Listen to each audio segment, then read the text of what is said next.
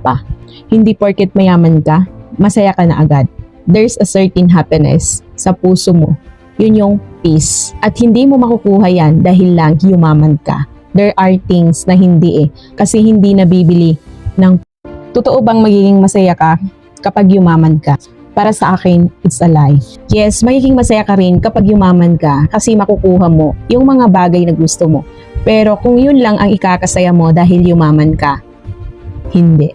Marami pang iba na hahanapin ka. Kung minsan nga, yung yaman nila, yun pa ang nagpapalungkot sa kanila. Kasi dadating yung time, anything na gustuhin mo man makapag-travel, makabili ng car, makabili ng mamahaling bag, o makabili ng mamahaling relo, ay makukuha mo. Parang wala lang yun sa'yo kasi nga, mayaman ka. Kaya mo na yan.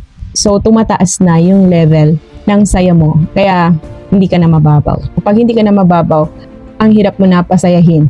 Kasi may hinahanap ka na ng iba.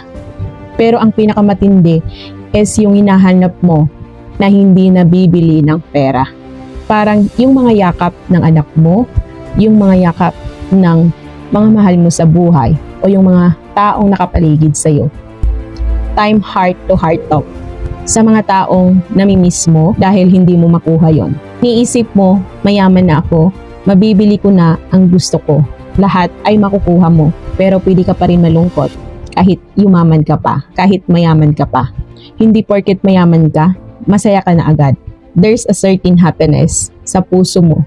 Yun yung peace. At hindi mo makukuha yan dahil lang yumaman ka. There are things na hindi kasi hindi nabibili ng pera yon. Yun yung magiging dyan, like your personal relationship with the Almighty. Hindi mo rin yan mabibili ng pera at yaman mo. At hindi porket mayaman ka o yumaman ka ay masaya ka na.